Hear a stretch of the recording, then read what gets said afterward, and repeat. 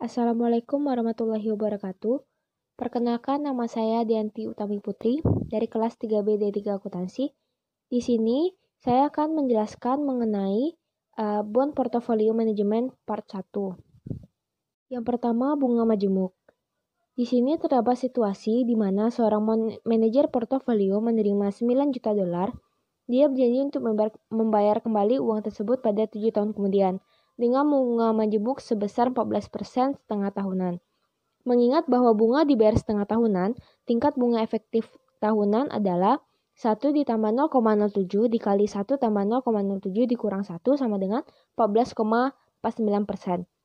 Maka rumus untuk menghitung jumlah yang harus dibayar dalam waktu 7 tahun adalah S sama dengan P dikali 1 tambah R pangkat N, di mana P sebagai pinjaman, S merupakan jumlah pada saat jatuh tempo, R merupakan tingkat bunga per tahun, dan N yaitu periode waktu dalam tahunan. Maka karena itu, untuk menghitung nilai pada masa depan adalah S sama dengan 9 juta dolar dikali 1 tambah 0,1449 pangkat 7. Maka hasilnya adalah 23.206.807 dolar. Maka dapat diringkas sebagai yang pertama, investasi sekaligus merupakan angka 9 juta dolar, bunga setengah tahunan 14%, periode investasi dalam tahun 7, dan komitmen masa depan yaitu 23.206.807 dolar. Selanjutnya, hasil obligasi. Nilai investasi akan tergantung pada pengembalian yang dihasilkannya. Untuk obligasi, ukuran pengembalian yang paling penting adalah imbal hasil. Ada beberapa cara untuk menghitung imbal hasil obligasi. Ukuran paling sederhana yang digunakan adalah hasil saat ini. Ukuran ini menilai pengembalian uang tunai yang dihasilkan oleh investasi atas harga tunai, atau secara sederhana pengembalian yang dihasilkan dari uang diinvestasikan dengan asumsi bahwa harga tetap konstan. Maka dapat menggunakan rumus hasil saat ini sama dengan kupon tahunan dibagi harga obligasi dikali 100. Kupon adalah bunga yang dibayarkan oleh obligasi. Misalnya, jika harga obligasi adalah 100 dolar dan kuponnya adalah 7 dolar, maka imbal hasil saat ini adalah 7%. Jika harga naik menjadi 110 dolar, maka hasil saat ini turun menjadi 6,36%. Jika harga obligasi turun menjadi 90 dolar, maka imbal hasil saat ini meningkat menjadi 7,78%. Meskipun harga obligasi berubah, kupon tetap konstan, namun hasil obligasi saat ini berbanding terbalik dengan harganya. Satu kelemahan dengan perhitungan hasil saat ini adalah mengabaikan nilai waktu dari uang. Jika seorang investor ditawari pilihan antara menerima 7 dolar sekarang atau dalam waktu 2 tahun, pilihannya adalah mengambil uang itu sekarang, karena uang itu dapat diinvestasikan untuk menghasilkan bunga. Hasil hingga jatuh tempo menyelesaikan masalah nilai waktu uang. Hasil obligasi hingga jatuh tempo pada dasarnya adalah tingkat diskonto yang menyamakan harga obligasi dengan nilai sekarang, yang dihitung dari arus kasnya. Ini adalah tingkat internal return atau IRR yang dihasilkan oleh arus kas obligasi secara umum. Istilah imbal hasil mengacu pada imbal hasil obligasi hingga jatuh tempo atau imbal hasil penembusan bruto. Dapat dirumuskan seperti berikut. Harga obligasi saat ini sama dengan C1 dibagi 1 tambah Y ditambah C2 dibagi 1 tambah Y pangkat 2 ditambah C3 dibagi 1 tambah Y pangkat 3 dan seterusnya hingga CT ditambah P dibagi 1 tambah Y pangkat T, di mana C1 merupakan kupon dibayarkan pada akhir periode pertama, CT merupakan kupon yang dibayarkan pada akhir periode waktu T atau pada saat jatuh tempo, P merupakan pembayaran pokok pada akhir periode waktu T, dan Y merupakan hasil untuk penembusan atau jatuh tempo. Atau menggunakan metode lain, yaitu dengan mendiskontokan setiap aliran kas suatu tingkat bunga yang sesuai dengan periode waktu tersebut, dan kemudian mempertimbangkan nilai sekarang dari aliran tersebut terhadap harga pasar saat ini. Selanjutnya, penilaian anuitas. Diasumsikan manajer portofolio dari contoh di atas memutuskan untuk berinvestasi pada obligasi dengan spesifikasi sebagai berikut.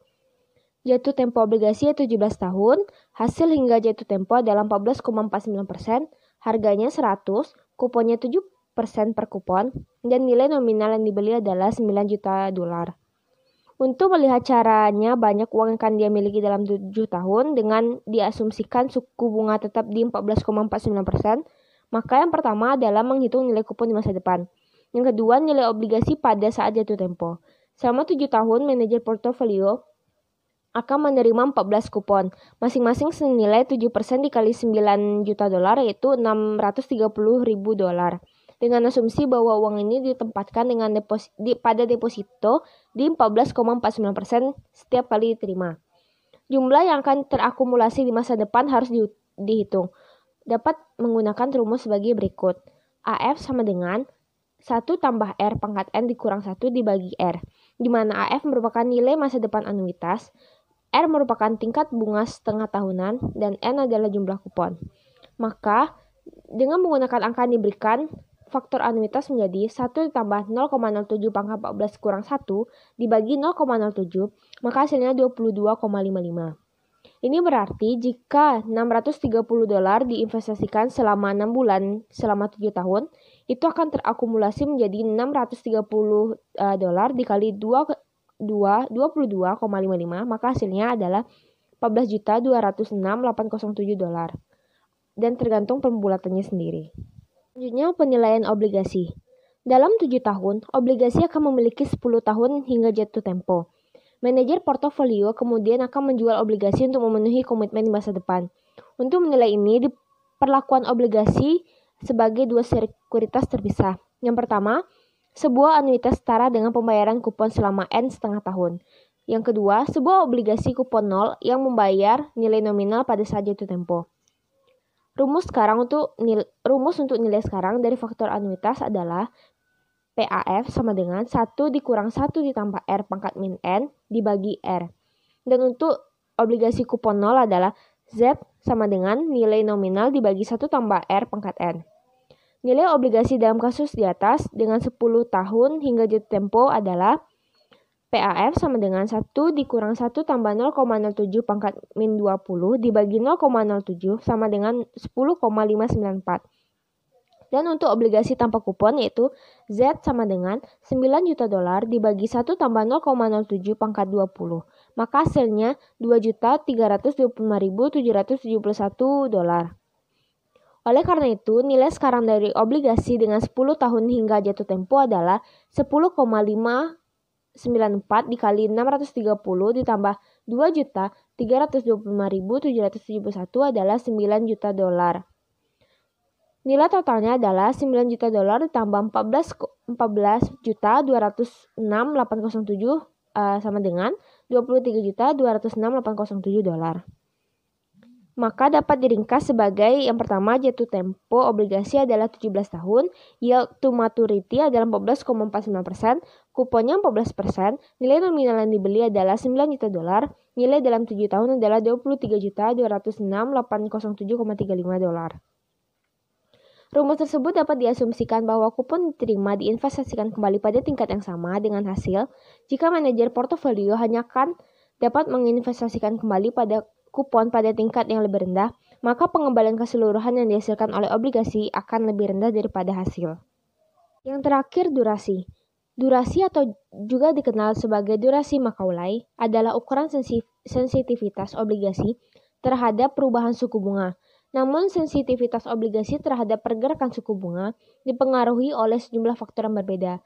Misalnya, obligasi dengan tanggal jatuh tempo yang lebih lama akan lebih sensitif terhadap perubahan tingkat bunga daripada obligasi dengan jatuh tempo yang lebih pendek. Berkenaan dengan kupon, obligasi dengan kupon yang lebih rendah menunjukkan tingkat sensitivitas terbesar terhadap nilai imbal hasil. Obligasi dengan kupon yang lebih rendah memiliki lebih banyak nilai yang terkait dengan nilai terminal. Dengan obligasi kupon 0 yang tidak membayar kupon, seluruh nilai keamanan ada dalam pembayaran akhir. Jika hasil tinggi, maka arus di masa depan kurang bernilai dan sensitivitasnya berkurang. Perlu dicatat bahwa hubungan antara kupon dan jatuh tempo dan harga tidak simetris. Hubungan ini disebut dengan konveksitas. Jika durasi adalah ukuran gabungan resiko dan secara efektif merupakan rata-rata tertimbang lamanya waktu untuk menerima pembayaran obligasi, nilai durasi dinyatakan dalam tahun. Bobot yang terkait dengan setiap arus kas sebanding dengan nilai sekarang dari setiap arus kas. Maka konsepnya dapat kita lihat pada gambar 5.1 di mana segitiga atau titik keseimbangan mewakili durasi ikatan. Dalam portofolio obligasi akan ada sejumlah obligasi yang berbeda, masing-masing dengan struktur arus kas dan imbal hasil yang khas. Masing-masing obligasi ini akan memiliki durasi matematis yang menunjukkan seberapa sensitif obligasi tersebut terhadap perubahan suku bunga. Hubungan antara obligasi dan perubahan tingkat bunga diilustrasikan pada gambar 5.2. Seperti yang disebutkan sebelumnya, harga obligasi memiliki hubungan terbalik dengan suku bunga. Ini berarti bahwa ketika suku bunga naik, harga obligasi turun dan sebaliknya. Garis lurus pada gambar 5.2 menunjukkan perkiraan durasi perubahan harga. Durasi mengasumsikan bahwa ada hubungan linear antara suku bunga dan harga obligasi. Padahal pada kenyataannya, terdapat hubungan yang melengkung, artinya pendekatan linear hanya akan akurat jika ada perubahan yang sangat kecil pada tingkat bunga, dan akan sangat tidak akurat jika tingkat bunga bergerak dalam jumlah besar. Diagram juga menggambarkan bahwa ketika suku bunga turun, harga obligasi akan meningkat dengan jumlah yang lebih besar dari yang dihitung berdasarkan durasi. Sebaliknya, jika suku bunga naik, penurunan harga obligasi tidak akan sebesar yang diperkirakan oleh durasi. Untuk alasan ini, obligasi yang memiliki konveksitas tinggi akan bernilai relatif tinggi daripada obligasi dengan konveksitas rendah ketika suku bunga sangat fluktuatif. Konveksitas dengan demikian mewakili kelengkungan kurva hasil obligasi atau tingkat perubahan kemiringan kurva harga hasil. Baiklah, sekian dari saya. Apabila ada kesalahan, saya mohon maaf. Wabillahi taufiq wal hidayah. Wassalamualaikum warahmatullahi wabarakatuh.